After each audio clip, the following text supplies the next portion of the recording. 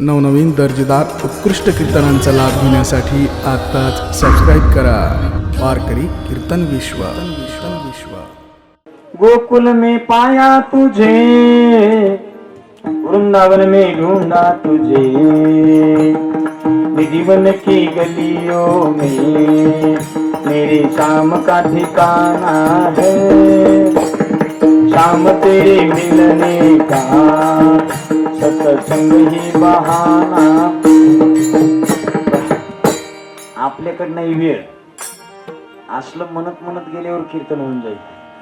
पण ते आपल्याला नाही कळायला मिळत लागत नाही. मी असं काल एक हिंदी भजन म्हणायची मला भरपूर सवय. हिंदुस्थानी प्रकरणामध्ये सगळ्या आता नाथ महाराजांनी गवळणीचं वर्णन करत सांगत असताना ते म्हणतात, एक कानडिया, एक मराठी, एक मुसलमान, सगळ्या अशा 5 रंगाच्या 5 गवळणी आहेत. आणि त्या 5 जणीची भाषा 5 भाषेत आहे. काय कन्नड काय म्हणतीये, हिंदी बोलणारी काय म्हणतीये, मराठी काय म्हणतीये, गुजराती काय म्हणतीये, त्या सगळ्या भाषेचं पुन्हा बंजारा भाषेतली गवळण आहे. देखे देखे ये यशोदा माई. तुम्ही ऐकलं असेल ना लक्ष्मीगड तिकडे. देखे देखे ये यशोदा माई तेरो खाना जे विठाला विठाला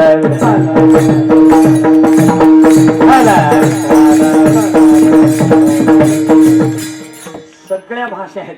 आणि त्या भाषेमध्ये आता ही हिंदी भोजपुरी भाषा हिंदुस्थानी प्रकरणामध्ये मी कीर्तन असंच करायचं सुंदर हिंदी असं भजन म्हणत केलं आणि कीर्तन झालं. पंक्ती बसल्या, एक म्हातारी त्यांची चर्चा चालली होती समितीवर. जेवता जेवता ते म्हणली, माय पोराने कीर्तन बरं केलं पण मध्ये मध्ये ती काय हिंदीच म्हणत होतं. ती म्हणली, म्हातारी जाऊ दे, तुला काय करायचंय, तू आपला हान बुंदी चल घरला. ते हिंदीहून काय करायचंय आपल्याला, त्याला शोधायचा ठिकाणा कुठं असेल तर हा एवढा एकच आहे. बरोबर 1:15 वाजता महेश महाराज येणार आहे आणि त्याच्यामुळं पुन्हा त्यांना संध्याकाळून 2 कीर्तन आहेत आणि मला 2 आहेत. त्याच्यामुळं अगदी वेळेवर महाराज म्हणतात त्याला इथं शोधायचंय. तो आपल्या ध्यानाला मनाला न येणारा परमात्मा तिथं अवतीर्ण झाला. मग किती आनंदाला पारावार नाही. मग त्या नंदाच्या घरी नंदघर आनंद भयो, जय कन्हैया लाल की, हाती दिनो घोडा दिनो पालखी. महाराज प्रत्येकाला नंद महाराजांनी वाटप करायला सुरुवात केली. सगळी राक्षस मारायला सुरुवात केली. नंतर भगवान परमात्मा हळूहळू मोठे होऊ लागले. आणि मोठे होत असताना यशोदामय्याने काय करावं, आता म्हणजे हे घरात राहत नाही, रांगत बाहेर जाईल. पुन्हा बाहेर रस्त्यावर काही गाड्या वाहनं येतील, कोणीतरी याला चिरडल ऐकत नाही मुलगा. मग काय केलं, उखळाला बांधलं. आणि उखळाला बांधल्यानंतर केलं काय, त्याने उखळच दर ओढत दारात बाहेर आणलं. ते रांगत असताना कसं रांगायचं, तळवे तळ हात टेकीत, डाव्या गुडघ्याने रांगत, रंगणी रंगनाथ तुम्या देखिलास ये, गवळण जसवंती पै सांगे, आले कृष्णाची मागे. महाराज ती गवळण चर्चा करू लागली. ती बाहेर रांगत येत असताना यशोदामय्याने देवाला उखळाला बांधावं. आणि उखळाला बांधल्याचा परिणाम ते दर उखळ दारात वडत आणावं. आणि दारात उखळ वडत आणल्यानंतरही महाराज तिथं त्या दिवशी कथेत सांगून आलो, कुबेराचे 2 पुत्र आणि यमल आणि अर्जुन पैशाच्या मोहापायी उन्मत्त झाले होते आणि सत्पुरुषाला त्रास देत होते. त्यावेळी एका साधूनं शाप दिला होता, पैशाच्या जोरावर इतकं उन्मत्त होऊन जगू नका, अरे झाड होऊन पडाल. त्यावेळी त्यांनी दोघांनी सांगितलं, महाराज आम्हाला काहीतरी बदलवून द्या ना. त्यावेळी सांगितलं, द्वापार युगामध्ये कृष्ण परमात्म्याचा अवतार होईल. तो रांगत उखळ घेऊन तुमच्या झाडाच्या बुंद्यात अडकल ते उखळ आणि त्यावेळी तुमचा उद्धार होईल. त्या 2 दिव्य पुरुषाचा उद्धार तिथं भगवान परमात्म्याने केला. तिथून पुढे घरामध्ये देव राहीना. त्यावेळी यशोदामय्यानं सगळे उपाय करायला सुरुवात केली. आणि एक दिवशी घरात घरकाम करत होते आणि घरकाम करता देव बाहेर निघून गेले. यशोदामय्या पुन्हा बाहेर दरवाजात आली. प्रत्येक गवळणीला विचारायची, माझा कृष्ण देखिला काय, कुणीतरी सांगा गे. कुणीतरी सांगा गे, कुणीतरी सांगा गे. त्यावेळी तिला विचारावं तू काय करत होती आज. मी ते बाहेर आलं खेळता खेळता, हाती घेऊन या फुलं अंगणी रांगत आले मूल, होते सारवीत मी चूल कैसी पडेली भूल. मी घरात घरकाम करत असताना आतमध्ये चूल चालवीत होते. त्यावेळी ते बाहेर आलं आणि बाहेर आलं मग यशोदा मैयाची तळमळ पहा. ती तळमळीने प्रत्येकीला म्हणत होती, अहो माझा देव पाहिलाय का कोणीतरी. त्यावेळी कोणीच सांगायला तयार नाही. त्यावेळी एक गवळण म्हणली, आम्ही पाहिलाय ना. अगं त्याला पाहिल्यानंतर मी घराकडे जायचा सुद्धा रस्ता विसरून गेले. काय झालं, पाहिला पाहिला नंदाचा नंदन, ते निवेदिले हो ते निवेदिले ते निवेदिले म्हण. तुम्ही इकडे गेले बघ बाहेर, मी पाहत होते. त्यावेळी बाहेर जायला सुरुवात केली आणि भगवान परमात्म्याने आता हळूहळू रांगता रांगता थोडं थोडं लंगडत धरून चालायला सुरुवात केली. आणि सुंदर सुंदर अशी वस्त्र दोघालाही घातलेली आहेत. त्या दिवशी सांगून आलो होतो, पित झकुली या दोकर भाई. दोघाला पिवळे पिवळे झगे घातलेले आहेत, कुरळे कुरळे केस आहेत. बोबडं देवानं बोलायला सुरुवात केली. आणि ते बोलत असताना काय म्हणायची, पितानंद को बाबा बाबा, यशोदाजी को मैया मैया मैया मैया, यशोदाजी को मैया मैया, बोलन लागे कन्हैया वो बोलन लागे कन्हैया. पुन्हा पितानंद को बाबा बाबा, यशोदाजी को मैया मैया, बलराम जी को भैया भैया, बोलन लागे कन्हैया वो. देवानं गोड आवाज द्यायचा. दोघही भाऊ रांगता रांगता बाहेर यायला सुरुवात केली.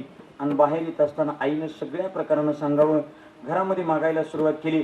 आई मला लोणी दे ना खायला, लोण्याचा आनंद दे. ऐका, सज्जनाचं चित्त परमात्म्यानं पहिल्यांदा काय खाल्लं असेल तर ती म्हणजे लोणी आहे. परमार्थात पहिल्यांदा माळ घातल्यानंतर माणसानं कसं बनलं पाहिजे तर लोण्यासारखं. माणसं परमार्थात माळ घातल्यावर दगडाच्या काळजाची का बनतात मला अजूनही मेळ लागला नाही. का बदल होत असेल त्यांचे त्यांना माहिती. ऐका, व्यासाचा असंतोष होता. एवढे 17 पुराणं लिहिली, 18 पुराणाच्या लिखाणासाठी. इथं आम्हाला 4-2च अभंग पाठ असते तर आमच्या टाचाच टेकत नाही बाबा. हा, एखाद दुसरी चाल म्हणता येते तर माणसात बसायलाच माणसं तयार नाहीत. आता तुमचं बिचाऱ्याचं सर्वसामान्याचं चांगलं आहे, आमच्यात चाललंय. आमची लात बुखी आम्हाला लागली तर आम्ही सहन करू, तुमचं कसं सहन होईल. तिथं त्यांचा असंतोष आहे. परमार्थात पहिल्यांदा भगवान परमात्म्याने काय चोरलं, चित्त चोरीले नंदाच्या नंदने. चित्ताची चोरी केली म्हणजे नवनीत चोरलं. नवनीत म्हणजे लोणी. पहिल्यांदा लोण्याचा स्वभाव कसा आहे, तुम्ही कसंही त्याला हातात घ्या, ती मऊच. म्हणून तर मऊ मेना होणी आम्ही विष्णुदास, कठीण वज्रास भेदवायचे. आमच्याकडे हे सामर्थ्य असलं पाहिजे. आमचं अंतकरण हे लोण्यासारखं बनलं पाहिजे. मृदू सबाह्य नवनीत तैसे सज्जनाचे चित्त. सज्जन माणसाचं चित्त लोण्यासारखं असं द्रवीभूत असतं. आणि त्या द्रवीभूत अंतकरणामध्ये देवानं पहिल्यांदा लोण्याची लीला केली. आईला मागितलं, आई लोणी दे ना ग, लोणी दे. आईनं सांगितलं, बाळा थांब, आता सकाळी सकाळी मी ताक करते. आणि नंतर बघा, पूर्वीच्या गवळणी पहाट उठायच्या. गवळणी पहाट उठायच्या आणि पहाट उठून काय करायच्या, घुम घुम घुम घुम घम घम घम घम डेरे करते. प्रातकाळी उठून गवळणी मंथन करीती. त्या डेऱ्याचा आवाज सांगितला, घुम घुम घुम घुम. पुन्हा सडा संमार्जन सारवण करायच्या. बरोबर आहे का.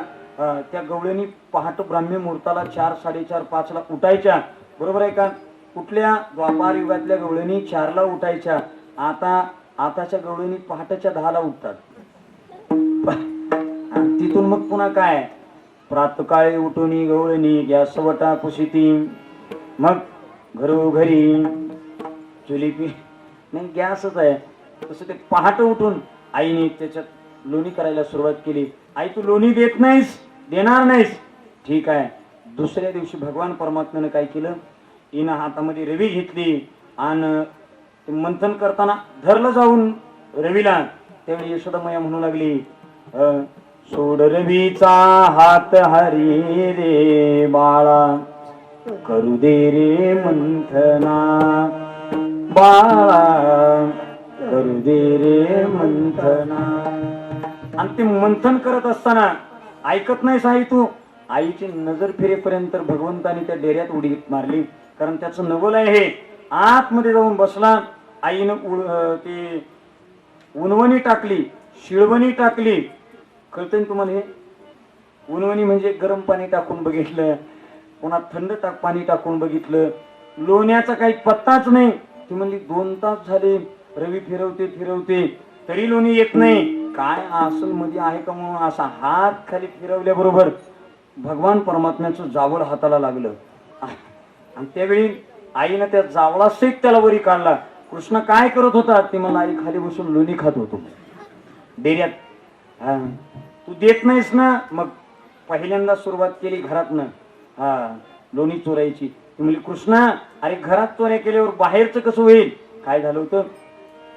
माणसाची सवय आहे, एकदा सवय लागली की ती मरेपर्यंत मोडत नाही. माझा एक मित्र होता आणि त्याला, आता तुम्ही म्हणाल महाराजाचा मित्र, आणि त्याला चोऱ्या करायचा भलता नाद. ती आणि भंगार चोर, चोर 2 प्रकारचे असतात, एक स्टँडर्ड आणि दुसरा भंगार. स्टँडर्ड चोर मग सोनं नेणार, पैसे नेणार, हे असलं ते स्टँडर्ड चोर. आणि भंगार चोर काय करणार? कुठं पकवादाची कणिक छान, कुठं गट्टे छान, कोणाच्या मोटरीची फ्यूजच काढ. नाही तू कोण असलं तरी ऐका, ते त्याला नेहमी चोऱ्या करायचा ना. चलता चलता एक दिवशी मी असं गाडीतून जाताना, आता रात्रीचं आमचं फिरणं असतंय, महाराजात आणि चोरात काय फरक आहे? फक्त आम्ही पांढरे कपडे. आणि ते गाठ पोलार मी काय केलं की मला चोरी बास, मला लई दिवसात म्हणलं तुमचं दर्शन झालं, आजपासून चोरी फेरी चाय मारी सगळं बंद, सगळं बंद करून टाकतो. मला इथून पुढे चोरी मारी अजिबात करणार नाही. 5-6 महिन्याचा कार्यकाल होऊन गेला आणि 5-6 महिन्यानं त्याची मंडळी प्रसूत झाली आणि त्याला पहिल्यांदा मुलगाच झाला. पहिल्यांदा मुलगा झाला. ते म्हणला महाराज पहिल्यांदा मला मुलगा झालाय. मी म्हणलं अभिनंदन, चांगला आहे. पण ती म्हणला पहिल्यांदा बाळाचं तोंड मी तुम्हाला दाखवायचं ठरवलंय, मी पाहणार नाही. ती म्हणला जर मी तोंड पाहिलं तर पुन्हा ही चोऱ्याच करील, मग तुम्हाला दाखवायचंय. मी म्हणलं चालतंय बाबा, तुझा आनंदात माझा आनंद आहे, तू चोऱ्या माऱ्या बंद केल्या तर बरं झालं. मग मी दवाखान्यात असं 1-2 मिळून गेलो आम्ही. आणि जात असताना ती सिस्टर बाहेर बसली होती. तिला मी विचारलं आमका पेशंट. ती पहिल्यांदा तर असं रागानं ताणून बघितलं तिने माझ्याकडे. मी हिचा माझा काही परिचय नाही, ओळख पाळत नाही. ती विचारली रागानं माझ्याकडे का पाहत असेल? तिनं रागारागात सांगितलं जा तिकडं आहे मी पलीकडे बाळ. मी आलो तिथं बघितलं, बाळ पाहिलं आणि बाळ पाहिल्यानंतर तिथून पुन्हा निघालो बाहेर. बाहेर निघाल्यानंतर चालता चालता मला राहवलंच नाही. मी त्या सिस्टरला म्हणलं का तुमचा माझा परिचय नाही आणि तुम्ही मला असं कसं काय रागराग केलं? ती म्हणली तुम्ही ज्याचं नाव घेतलं ना त्या बाईची प्रसूती करत असताना माझी 1 तोळ्याची अंगठी हरवली. मी म्हणलं आपलं आहे का सगळं बघावं. तिथून बाहेर पडता पडता मग म्हणलं तुम्ही शोधली नाही का? सगळी शोधून पाहिली. म्हणलं चला बरं पाहू. पुन्हा आतमध्ये आलो आम्ही सगळे. इकडं तिकडं पाहिलं आणि ते बाळ उचललं आणि जन्मजात तिच्या त्या मुठी आवळलेल्या असते बाळाच्या. आणि मी म्हणलं इकडं तिकडं पाहत असताना हळूच ती आवळलेली मूठ अशी बाजूला केल्याबरोबर अंगठी दिसली. मी म्हणलं हे पहा तुमची अंगठी. मला सवय आहे ती, किती जरी प्रयत्न केला तर माणसाच्या सवयी आकळत नाहीत. जन्मजात जर हे चोरी करायला निघाले, प्रसूती करणाऱ्या सिस्टरची अंगठी सहज सापडली. कृष्णा अरे तू घरात चोरी करायला सुरुवात केली. ती म्हणला मग तू देच नास ना. आई म्हणला काय करायचं आता? मग चोरी केली पाहिजे. भगवान परमात्मा हळूहळू रांगता मोठे होऊ लागले आणि मोठे होत असताना गल्लीत बाहेर पडले. आणि गल्लीत बाहेर पडल्यानंतर हे सगळी मित्रमंडळी गोळा केली, तरुण मंडळी. आणि त्याच्यात पेंड्या वडज्या वाकड्या बोबड्या श्रीरामा सगळीच्या सगळी गवळीयाची ताकपिरी कोण पोरे चांगली एवढा त्याचा छंद देवा काय सेवा भक्तीची. सगळ्या गोपाळांना बोलवून घेतलं आणि बोलवून घेतल्यानुसार ए गोपाळांनो अरे म्हणजे तुमच्या तब्येती अशा कशा काय म्हणजे सगळ्याच्या कृष. ती म्हणजे देवा काय सांगायचं एड्या, दही दूध सगळं डेअरीला आणि चटणी भाकर आमच्या नेहारीला. आम्हाला खायला काहीच नाही. घरात सगळं दही दूध दुभतं सगळं तिकडे जाते म्हणजे मथुरेच्या बाजारला. आम्हाला काही मिळत नाही. मग ते म्हणले, देव म्हणले आता एकच करावं लागेल, तुम्हाला चोऱ्या कराव्या लागतील. बर बर बर. चौर्यक्रम करत असताना काय काय साहित्य लागावं लागेल, त्याला आणावं लागेल. त्यावेळी भगवंतांनी साहित्य सांगितलं. काय?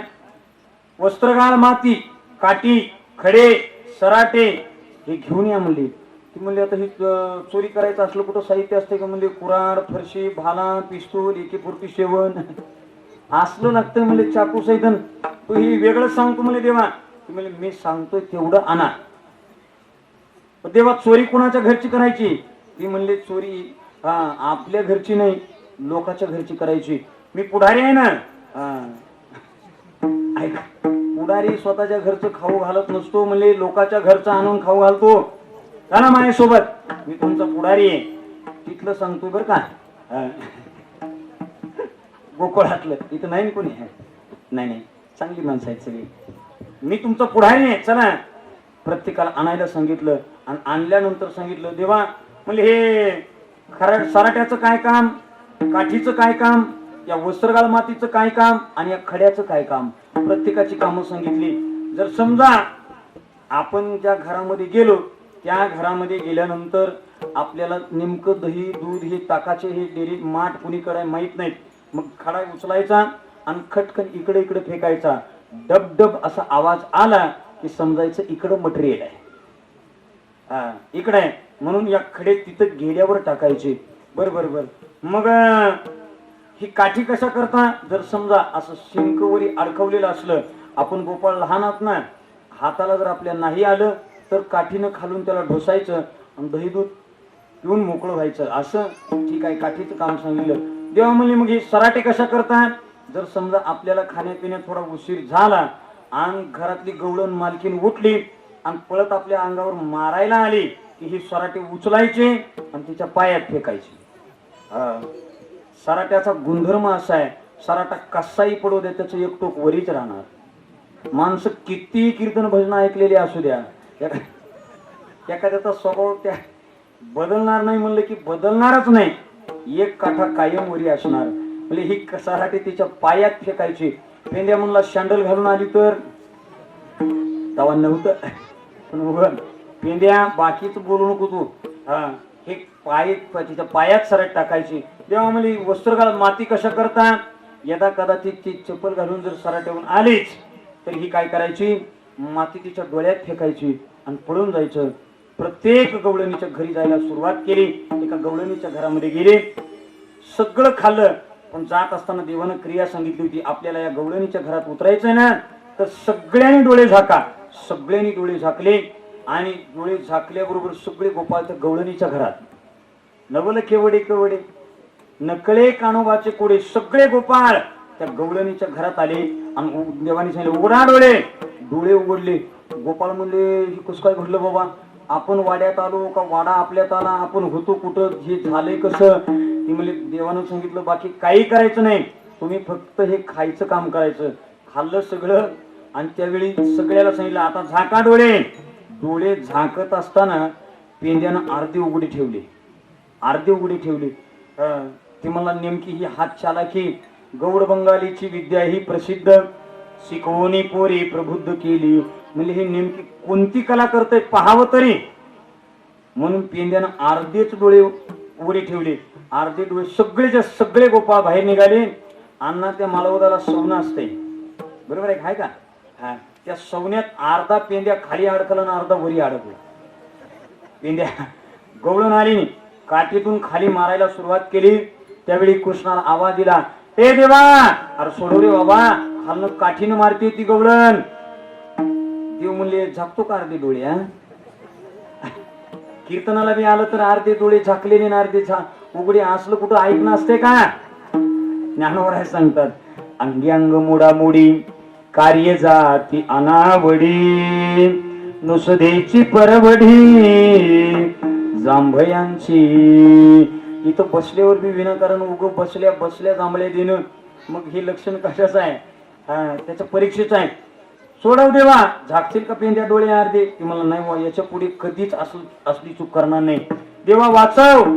भगवान परमात्म्याला शरण गेल्याबरोबर पेंद्याला वरी काढलं.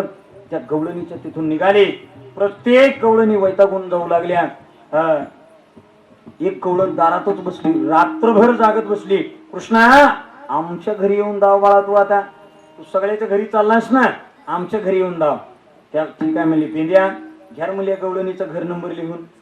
कोणत्या गल्लीत आहे, वरी शाळकडा आहे का टाकीकडा आहे का पाठीमाग आहे का तिकडे बागकडा आहे, कुठं आहे, घ्या हिचं लिहून घर नंबर.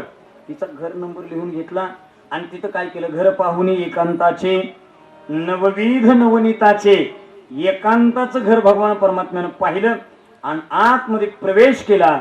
आणि प्रवेश केल्याबरोबर रात्रभर ही बिचारी बाहेर जागत बसली. भामने मोताला ती म्हणली, आता दिवस उजडायची वेळ आली, आता कुठलं येतोय तो, आता येणार नाही, मग आपण थोडी डुलकी घ्यावी. म्हणून आतमध्ये तिनं पडल्याबरोबर सगळं गोपाळाने खाल्लं. आणि खाल्ल्यानंतर मी आलो होतो याची जाणीव तिला व्हावी म्हणून काय केलं, पती पत्नी बाजूला झोपलेली पाहिले आणि त्यांच्या दाढी विणीची गाठ मारली. बस दाढी विणीची गाठ मारली, बिचारा गेला निघून. आणि सकाळी सकाळी उठल्याबरोबर सगळ्यात लवकर उठणारी गवळण मधुमती ताई नाही तू कोणी, ते गवळणीचं नाव आहे. सगळ्यात आधी उठणारी गवळण. दिवस उजडला तरी उठत गवळी सगळे विचार करू लागले, सगळ्यात लवकर उठणारी गवळण आज उठत नाही. तर गोपाळानं भगवंताने सांगितलं होतं, आज आपल्या गावात सगळ्यात भारी ऑर्केस्ट्रा येणार आहे म्हणले, उग पिपळाच्या पानाच्या पिपाण्या करायच्या, तुम्ही पुढे वाजवायच्या आणि बघायला जायचं म्हणजे, बिगर पैशाच आहे असं. ही गवळण उठली, उठल्याबरोबर त्याच्यात दाढीला हिसका बसला. ती गवळी म्हणले, ए लय मातली का ग म्हणला तू धांगडी. संतांनी लिहिले, मस्त होनी मातली धांगडी आणि करीती ओढाओढी मजसवी. तुला कळते का नाही काय हे. सकाळी सकाळी दाढीला हिसका दिला. ती म्हणली, आता म्हातारपणाला तुम्हाला हे सुसारे का विणी ओढली माझी. बघितलं तर दाढी विणीची गाठ मारलेली. त्यावेळी काय केलं म्हणजे, आता ही काय करावी म्हणजे, कापावी. कापण्याकरता आता म्हणजे ती वरल्या मजल्यावर आहे हे सगळं, चाकू कात्री वरी ये. चला वरी. गवळण नेमकी 6.5 फुटाची, गवळी 4.5 फुटाची. गवळण गिरक्या मारी आणि गवळी दाढी वरी वरी करी. घेतो आडत असं घेतो आता काय. गवळण गिरक्या मारी, गवळी दाढी वरी वरी करी. आणि त्यावेळी गवळण वरी वरी चालायची. बिचार हे माग उड्या मारीत चालायचं. पुन्हा खाली आले, पुन्हा वरी गेले. जाळीता जळेना, कापिता कापेना. आणि सोडायला गेलं तर सुटता सुटेना. त्यानं मला सांगा, इथं ब्राह्मणानं गाठ मारली तर मरेपर्यंत सुटत नाही अण्णा, बरोबर आहे हा, मरेपर्यंत सुटत नाही. आणि मग इथं तर देवानं मारलेली गाठ आहे, कशी सुटल. त्यावेळी ती सांगितली, अगं ज्यानं मारले ना त्याच्या वाड्याकडे चला. सगळ्याच्या सगळ्या गवळणी तिकत्या. ती सोंग निघालं, पिपाने वाजत पोरं पुढे पुढे पुढे पुढे महान ते नंदाच्या वाड्यापर्यंत ती आले. आणि नंदाच्या वाड्याला आल्यानंतर घडलं कसं, नुसतं भगवान परमात्म्याने यशोदा मैयाच्या काठीतून पाहिलं तर महाराज संदेहाच्या सुटल्या गाठी झालो पोटी शीतळ. नुसती गाठ पाहिल्याबरोबर सुटली. अनेक लीला करायला सुरुवात केल्या. एके दिवशी दुसरीच्या घरी गेले, तिसरीच्या घरी गेले.